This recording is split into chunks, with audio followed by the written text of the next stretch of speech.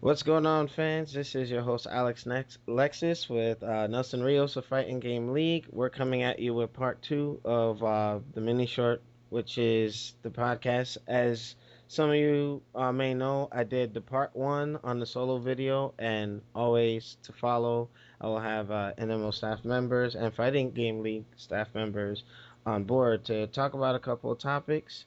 And kind of revisiting what I spoke about on yesterday's episode, uh, Nelson, I kind of gave my reaction to Marvel vs. Capcom Origins.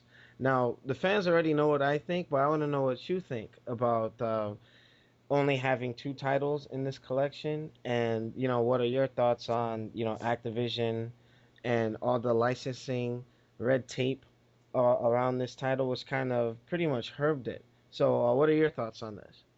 Well, I am somewhat excited for Marvel vs. Capcom Origins due to the fact that you're re-releasing two fighters that I grew up with. Of course, Marvel vs. Capcom 1, which was out for us on the Dreamcast, Mm-hmm. and Marvel Superheroes, which was also on multiple platforms such as PlayStation, Sega Saturn, and so forth. Okay.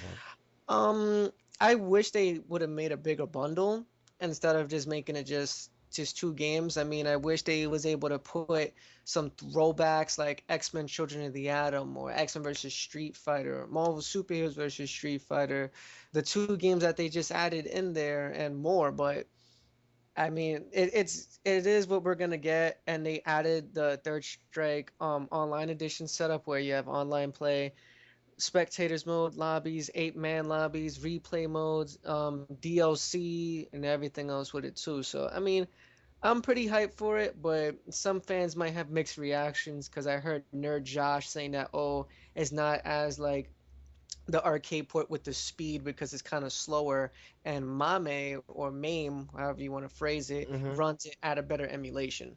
Now, also, to add to the main Kalara port, now they have some hacks where you can make it four players on main Kalara, and the Dreamcast one, which was the superior version of this game, the best port out of all of them, where it has four-player support. Now, Marvel vs. Hmm. Capcom 1 has already achieved this, so Yes. why leave that out of the current gen? I mean, that would really, be an incentive or a selling point for this title.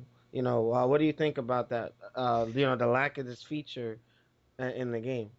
I mean, I heard that the four-player support was in the game. I mean, if you see the trailer correctly, you have the two bars for the characters that where you're able to transition and switch out. Unlike how if you was to play Marvel vs. Capcom 1 on the PlayStation, Hmm. you only had one health bar and the other character is preset to come in after that character dies. Yeah, because of lack of RAM that the EX version, the PlayStation version had. No, what I'm Right. saying is, like, how Calera, you can set one player to every character in the fight, like like Cross Tekken. Oh, you mean like Hmm. Super Mirror? Okay. Yeah, so it's apparently it's gonna be like faithful to the arcade port, but all they had to do was take the Dreamcast version and port that one and add all the features to that, because the Cross Fever mode was freaking awesome. Me and Shinwar used to play, and we were at a point where we didn't even lose when we were on a team in that game. You know what I mean? Like we were destroying people down in Union, New Jersey at BDS Software.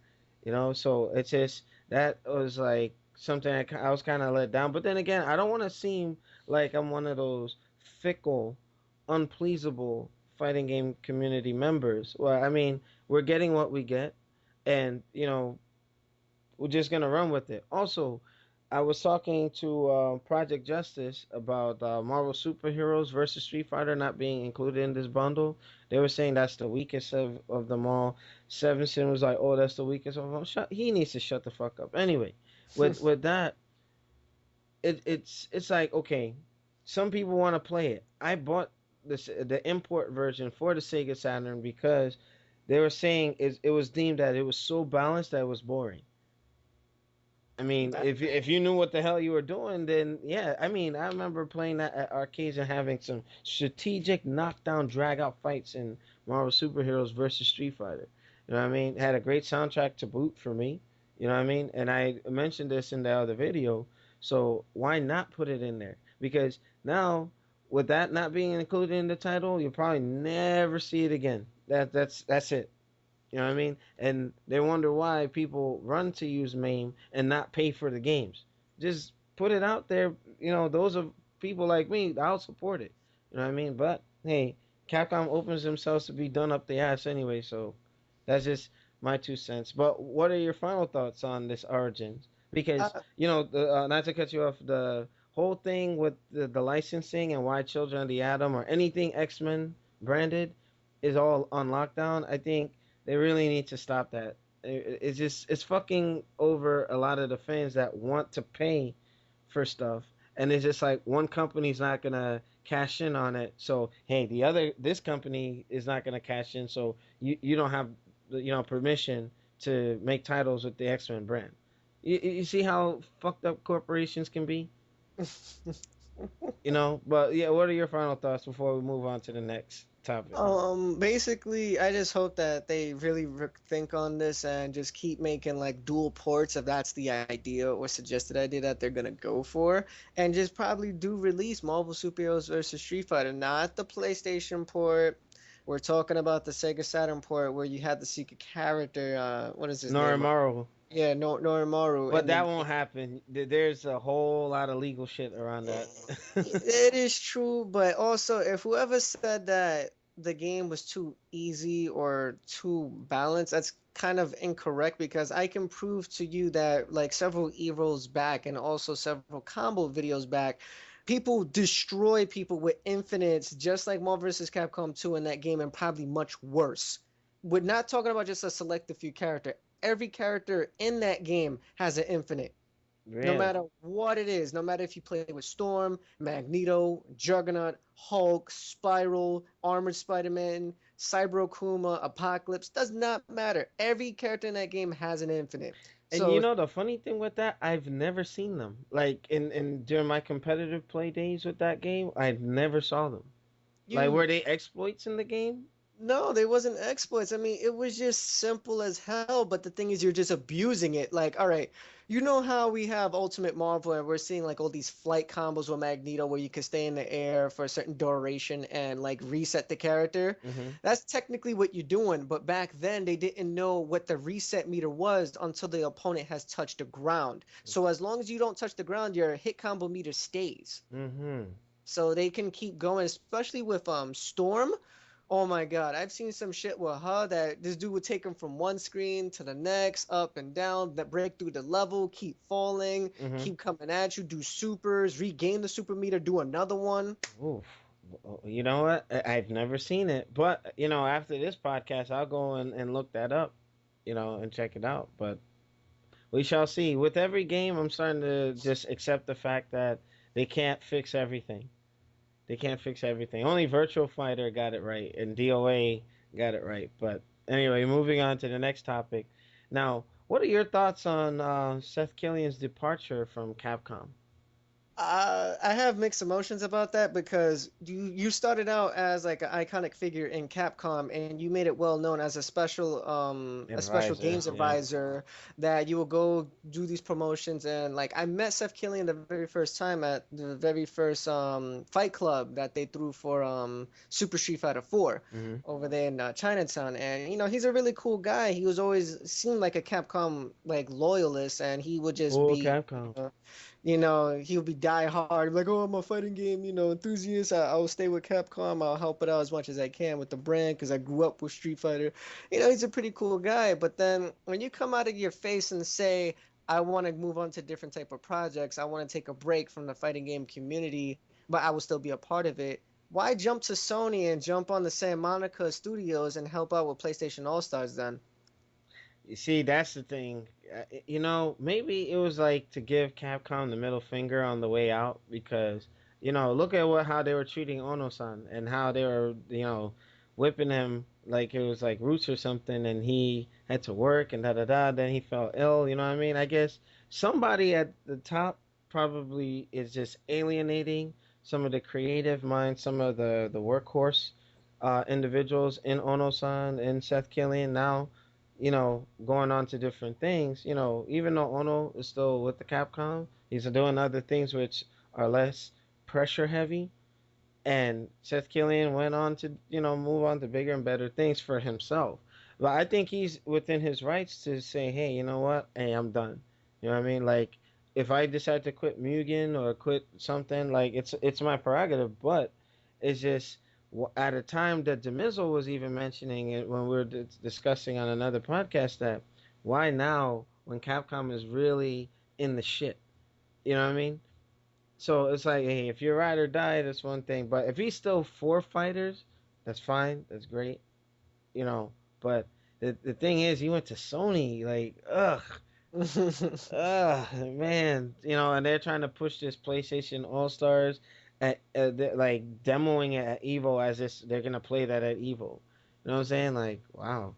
But I don't know. I have mixed feelings about that. To me, Seth Killian, I thought he was going to be a mainstay at Capcom for a long time. But then again, look, Inafune-san, creator of Mega Man, gone. Clover Studios, creators of Lost Planet, Devil May Cry, Onimusha, a lot of stuff, gone. You know what I mean? Nothing's forever. But in terms of Seth Killian pulling that when he did, it's like, hey, I think he had to protect himself. He took a lot for the company. Demizel used to be one of them. I used to be one of them. Like I would blame Seth Killian, like, "Hey, go back to your guys and this, and that." He didn't have to take that shit. You know what I mean? He's like, "Hey, fuck this." You know, Capcom's not making the right decisions. Maybe I'm advising them. They're not listening. What the hell am I here for? Get up and leave. What do you think? Yeah, I mean, you got a point. I mean, he's been going through a lot of bullshit as of late, especially Ono-san with the whole company jumping. And the thing is, I think that they was forcing him to lie at certain points where he wasn't with that. Because there'll be at certain interviews, and I'm pretty sure you caught him at a Comic-Con the day when Mm, we all went for the NYC. yeah, A couple people interviewed him, and he felt like he was holding back his true concerns for the game. Mind you, he put his own input in event hubs and Game Informer and other stuff like that. yeah. But then on camera, he had to bullshit because company told him to. I don't So know if I could do a job like that. Even in the army, like I can tell you, hey, if I'm not feeling something, I'll voice the opinion and say, hey, you know what, I don't think this is a good idea. At least in that entity, they'll kind of listen to your concerns. But when it comes to like business people, they're like, this is how it's gonna be. You either take it or leave it or whatever. We don't need you. You're replaceable. And then I hated how Christian Sevenson was just like, well, we have other Seth Killians. If it wasn't for Seth Killian busting his butt, the fighting game, like, the fighting game division within Capcom, even though Street Fighter built its own reputation prior to Seth Killian, don't get me wrong, because I know some people are gonna jump my ass about it, but Seth Killian really went out of his way to promote. And if you knew fighting games, you knew who Seth Killian was, like the Hulk Hogan of freaking, fighting games. Am I right when I say this? yeah, You know what I you mean? So if you knew fighting games, you knew Seth Killian, and there won't be another Seth Killian of his type again. You know what I mean? And to say that you had other Seth Killian types in the company, where the fuck are they? How come we don't know who the hell they are? Because that guy went out of his way, And I give him much respect for all the shit he did, all the flames that he got from all the fans, including myself. I'm not gonna apologize, but I do respect him for sticking it out, and he said he's done, and you got to move on. And that's just my 2 cents on it. man. I mean, you definitely said a lot about that, and it's just like you can't just throw him away acting like, oh, he's just replaceable and try to put a new figure in top of us and be like, okay, we're gonna be cool with this guy. No, we want a guy who's actually believable and who actually is like a fan and a player among us too, because that's what he was. He wasn't just only just like a representative towards Capcom. He was an actual competitive uh old gamer that used to do the same shit we still do currently. Yep, So yep. he can go based on like, oh, I see that this is off by a couple of frames. I'll probably give you my opinion what you should do to fix this or put a better mode or to capture and captivate the audience to capture them. Yes. Don't sit there and just replace a guy and be like, oh, I'm supposed to read this cliff note. Okay, I don't know shit about gaming. I'll just read off of this prompter. But then We don't. again, we don't know what happened behind the scenes. It could just been made to look like it was a peaceful departure, but you never know.